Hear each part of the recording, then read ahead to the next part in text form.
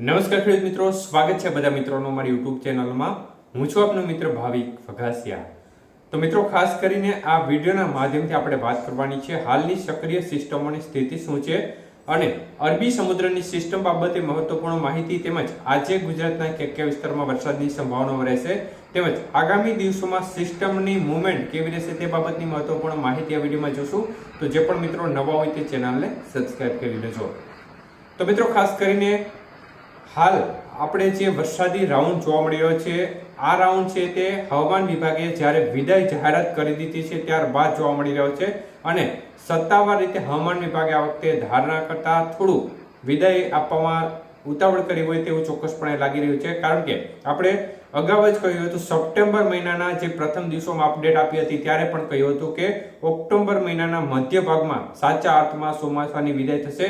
સત્તાવાર રીતે હવામાન વિભાગ ભલે વિદાય આપી દેતું હોય, પરંતુ સપ્ટેમ્બર મહિનાના એન્ડમાં એક વરસાદનો રાઉન્ડ આવશે અને ઓક્ટોબર મહિનાના મધ્ય ભાગમાં ચોમાસું સત્તાવાર રીતે ગુજરાતમાંથી વિદાય લેશે તેવી વાત આપણે હજી પણ વિડીયો જોઈ લેવો તેવી વાત ચોખ્ખી કહી હતી અને તે મુજબ જ થવા જઈ રહ્યું છે। અને ખાસ કરીને હવામાન વિભાગે ચોક્કસપણે આ રાઉન્ડ પહેલા વિચાર્યા વગર એક પ્રકારે હવામાન વિભાગે સત્તાવાર રીતે વિદાયની જાહેરાત કરી। જોકે એ પોતાની જે ટાઈમલાઈન નજીક આવતી હોય છે ચોક્કસપણે વિદાયની જાહેરાત કરે, પરંતુ આ રાઉન્ડ આવતો હતો તો થોડી વેઇટ કરી હોત તો સારું રહે। ત્યારે ખાસ કરીને મિત્રો, અત્યારની સ્થિતિ જોવા જઈએ તો અરબી સમુદ્રમાં જે સિસ્ટમ ડિપ્રેશન સિસ્ટમ હતી તે અત્યારે ડીપ ડિપ્રેશનમાં ફેરવાઈ ગઈ છે અને આ સિસ્ટમ આવતીકાલે વાવાઝોડામાં ફેરવાય તે પ્રકારની સંભાવના અત્યારે બનતી નજરે પડી રહી છે। મતલબ કે અરબી સમુદ્રમાં આ સિઝનનું પ્રથમ વાવાઝોડું બનવાની શક્યતાઓ દેખાઈ રહી છે અને બંગાળની ખાડીવાળી ડિપ્રેશન સિસ્ટમ છે તે પણ હવે ક્રમશઃ નબળી પડતી જશે અને ખાસ કરીને આ ઓડિશા નજીક આ સિસ્ટમ અત્યારે જોવા મળી રહી છે। તો એ સિસ્ટમની અસર ગુજરાત ઉપર થવાની નથી, પરંતુ અરબી સમુદ્રની જે સિસ્ટમ છે તે ગઈકાલે વાવાઝોડાની કેટેગરી સુધી જઈ શકે છે। JTWC તેને મોનિટરિંગ કરી રહ્યો છે સિસ્ટમને। અત્યારે ડીપ ડિપ્રેશન લેવલ સુધી મજબૂત થઈ છે અને પશ્ચિમ બંગાળના દ્વારકાથી કાંઠાથી થોડી જ દૂર અત્યારે છેલ્લા 3 દિવસથી જોવા મળી રહી છે। સિસ્ટમને આગળ વધવા માટે સૂકા પવનો છે તે નડી રહ્યા છે, પરંતુ સિસ્ટમ મજબૂત થશે એટલે કે વાવાઝોડાની કેટેગરીમાં જશે એટલે ત્યારબાદ તે થોડી આગળ જશે, ચોક્કસપણે થોડી દક્ષિણમાં સરકશે, પરંતુ ત્યારબાદ પણ તેને અનુકૂળ વાતાવરણ ત્યાં નહીં મળે એટલે ફરીથી સિસ્ટમ છે તે ઝડપથી નબળી પણ પડશે અને ઝડપથી રિટર્ન પણ થવાની શક્યતાઓ છે।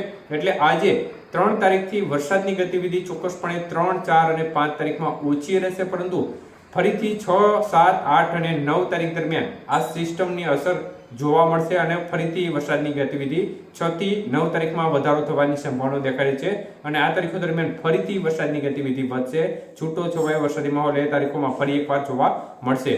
એટલે મુખ્યત્વે આજે વરસાદની ગતિવિધિ ચોક્કસપણે ઘટશે, પરંતુ આ સિસ્ટમ વાવાઝોડાની કેટેગરીમાં ફેરવાયા બાદ જે આગળ વધશે અરબી સમુદ્રમાં, પરંતુ ત્યારબાદ તેને સૂકા પવનો ફરીથી નડતરરૂપ થશે એટલે ઝડપથી નબળી પડી અને તેને ફરીથી ગુજરાત તરફ ધકેલશે અને સિસ્ટમ સૌરાષ્ટ્રના ભાગો નજીક આવશે।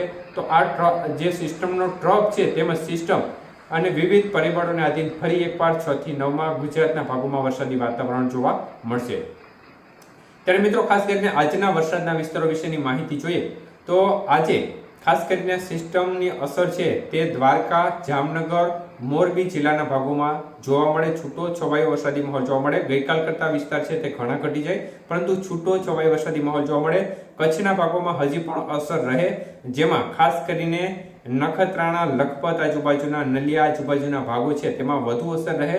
બાકીના ભાગોમાં પણ છૂટી છવાઈ વરસાદની ગતિવિધિ આજે પણ સારી એવી કચ્છના ભાગોમાં જોવા મળે તે પ્રકારની સંભાવના દેખાય છે। બાકીના સૌરાષ્ટ્રના ભાગોમાં સામાન્ય ઝાપટા પડે, ક્યાંક સીમિત વિસ્તારમાં વરસાદની ગતિવિધિ જોવા મળે, પરંતુ વિસ્તાર છે તે પોરબંદર, દ્વારકા, જામનગર, મોરબી અને રાજકોટ જિલ્લાના અમુક ભાગોને બાદ કરતા વરસાદની ગતિવિધિ ખૂબ ઓછી રહે। ગઈકાલ કરતા લગભગ 50% જેટલા વિસ્તારમાં ઘટાડો થઈ જાય। તો દક્ષિણ ગુજરાતના ભાગો છે તેમાં પણ છૂટો છવાયો વરસાદી માહોલ જોવા મળે અને વિસ્તાર છે તે ખૂબ ઓછા રહે, ના બરાબર વિસ્તાર રહે। મોટા ભાગે ઝાપટારૂપી વરસાદની ગતિવિધિ જોવા મળે અને અમુક સીમિત એવા જે કાંઠા વિસ્તાર છે તેમાં છૂટો છવાયો વરસાદની બાદ કરતા વરસાદનું જોર ઓછું રહે। તે પ્રમાણે જ મધ્ય પૂર્વ ગુજરાત અને ઉત્તર ગુજરાતના ભાગોમાં પણ વરસાદની ગતિવિધિમાં આજે નોંધપાત્ર રીતે મોટો ઘટાડો થશે. છૂટાછવાયા ઝાપટા પડે અમુક સીમિત વિસ્તારમાં અને ખૂબ જ ઓછા એવા વિસ્તાર હોય જ્યાં હળવા વરસાદની મધ્યમ વરસાદની સંભાવના રહે. તો એકંદરે આ પ્રકારની શક્યતાઓ અત્યારે દેખાઈ રહી છે. કઈ પણ પ્રકારનો નવો ફેરફાર થશે તો ચોક્કસપણે અપડેટ આપવામાં આવશે.